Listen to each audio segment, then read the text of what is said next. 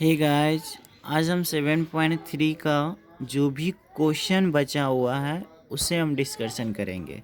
जैसे कि एक्सरसाइज और 7.3 का क्वेश्चन नंबर 13 है। इसमें सवाल है कि cos 2x minus cos 2 alpha बटा cos minus cos alpha dx का मान क्या होगा। पहला स्टेप cos 2x का फॉर्मूला होता है दोस्त। पहला स्टेप cos 2x का फॉर्मूला 2 का सुक्स का x माइनस 1 माइनस है, माइनस देंगे। cos 2 अल्फ़ा का फॉर्मूला होता है 2 कोस का अल्फ़ा माइनस 1। ठीक है, ठीक है। और नीचे देखो cos x minus cos alpha लिख दिए।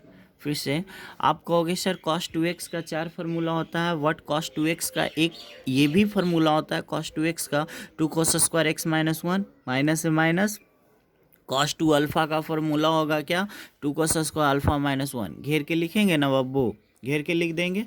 ठीक है, अब यहाँ से देखना ये -1 और ये +1 कट जाएगा। आप कहोगे सर ये भी तो -1 है। नहीं, ये माइनस नहीं 1 नहीं है, ये +1 है।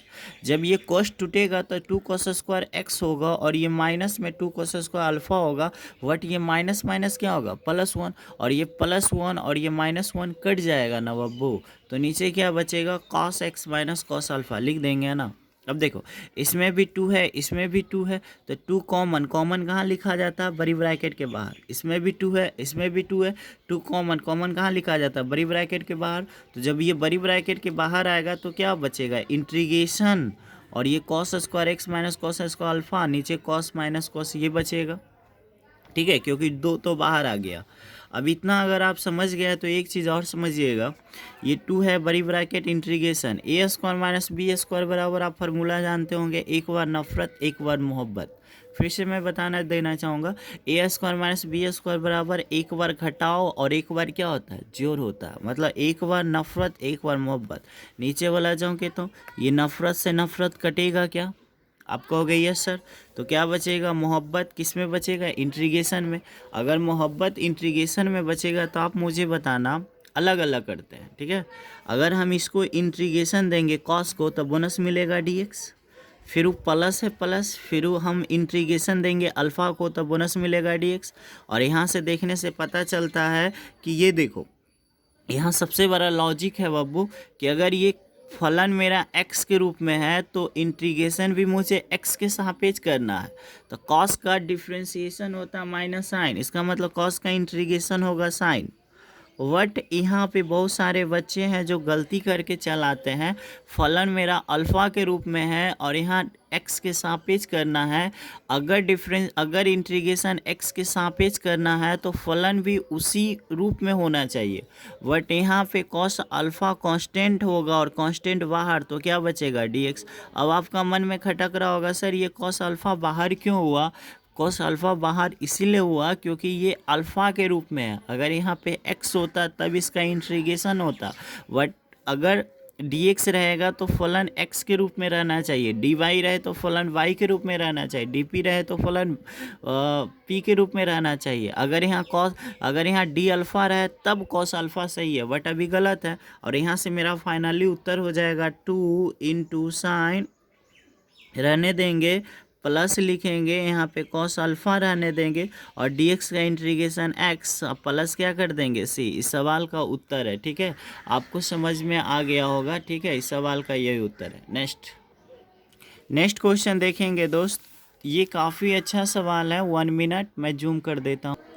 यहाँ से देखना हम क्वेश्चन नंबर 7 लिए हैं और इस तरह का क्वेश्चन हम पार्ट 3 में भी डिस्कशन किए थे। आज फिर एक क्वेश्चन डिस्कशन करते हैं। 7.3 का क्वेश्चन नंबर 7 सवाल है sign 4x into sine 8x। अगर एंगल सेम होता तो साइन को हम साइन स्क्वायर लिख सकते थे, बट एंगल सेम नहीं है तो साइन को हम साइन स्क्वायर नहीं लिख सकते, और साइन स्क्वायर नहीं लिख सकते तो ये क्वेश्चन बहुत लेंदी हो जाएगा। ठीक है, आपको फार्मूला याद रहेगा तभी इस तरह का आप सवाल बना पाओगे एग्जाम में, नहीं तो आपसे नहीं बनेगा। देखो 2 sin a into sine B, 2 sin a into sine B बराबर फार्मूला होता है cos a minus B minus cos a plus B होता है। ठीक है, 2 sin a into sine B बराबर होता है cos a minus B minus sine a plus B होता है cos a प्लस बी होता है। ठीक है, अब देखना स्टेप नंबर फर्स्ट इंटीग्रेशन देंगे। फार्मूला क्या है cos, क्या करना है a माइनस बी मतलब घटाना है, तो 4x में से 8x है ना, तो 4x में से जब 8x घटाएंगे तो बचेगा -4x। ये भी लॉजिक आपको आना चाहिए, ठीक है। आप +4x नहीं लिख सकते, माइनस होगा, फिर वो a+b जोड़ना है, तो 4x और 8x कितना 12x, और एक सबसे बड़ा लॉजिक चीज़ यहाँ पे लिखना है 2। अब आपका मन में चल रहा होगा सर 2 कहाँ से आया, तो आप कल का वीडियो देखे होंगे तो आपको समझ में आया होगा कि 2 कहाँ से आएगा। ये 2 गुना में है, कहाँ चला जाएगा, भागा में। भागा में क्यों जाएगा 2, क्योंकि हमको साइन का मान चाहिए, तो साइन का मान निकालने के लिए 2 भागा में करना पड़ेगा। और यहाँ से देखो आंसर कंप्लीट है, 1/2 कांस्टेंट कहाँ बाहर, तो क्या फंसेगा, बड़ी ब्रैकेट इंटीग्रेशन, बड़ी ब्रैकेट देना इंटीग्रेशन cos 4x। अब आपका मन में चल रहा होगा कि सर माइनस कहाँ गया, तो हम पहले ही बताए थे कि cos में माइनस रहे, cos असेक में माइनस रहे, मतलब cos असेक का एंगल माइनस रहे तो कोई फर्क नहीं पड़ता, वो cos मतलब आप समझ ही सकते हैं मेरे इमोशन को। तो cos का इंटीग्रेशन क्या होगा, तो आप कहोगे सर cos का इंटीग्रेशन साइन होगा, इंटीग्रेशन में x के गुणांक भागा में, सॉरी गलत हो गया। cos का डिफ्रेंशिएशन अगर माइनस साइन होता है तो cos का इंटीग्रेशन क्या होगा, प्लस साइन, सही है। माइनस cos का इंटीग्रेशन क्या होगा, साइन, और इंटीग्रेशन में x के गुणांक कहाँ भागा में, और यहाँ पे क्या कर देना है +c। ये सवाल भी आपको बहुत अच्छे से समझ में आया होगा, ठीक है। नेक्स्ट क्वेश्चन नंबर 19 में सबको प्रॉब्लम होता है कि सर हमें ये समझ में नहीं आता, बट हम आपसे रफ में एक बात पूछना चाहते हैं कि अगर नीचे 1/cos² हो तो ये cos² ऊपर जाएगा तो क्या बनेगा, sec² बनेगा ना। वाई द वे रफ में एक चीज़ और सिखाते हैं कि नीचे अगर 1/cos⁴ हो तो क्या हम इसको ऐसे लिख सकते हैं, sec² लिख सकते हैं। आप कहोगे ऑफ कोर्स यस सर लिख सकते हैं, क्यों, क्योंकि देखो 4 गो है cos², 4 गो cos है, 2 गो ऊपर भेजेंगे तो sec बन जाएगा, बट 2 गो cos तो बच ही जाएगा ना। तो इस लॉजिक पे हम इस सवाल को हल करते हैं। देखो क्वेश्चन नंबर 19 है, काफ़ी इंपॉर्टेंट सवाल है। यहाँ से देखना बाबू, मेरा क्वेश्चन है 1/sin cos क्यू डी है, 1/sin cos क्यू, ठीक है सवाल है। बट हमने पहला स्टेप में क्या किया, cos से भागा कर दिया, cos से गुना, बगल में dx से dx दे दिया, ठीक है। हमने पहला स्टेप में क्या किया है दोस्त, कि cos से भागा और cos से क्या कर दिया, गुना।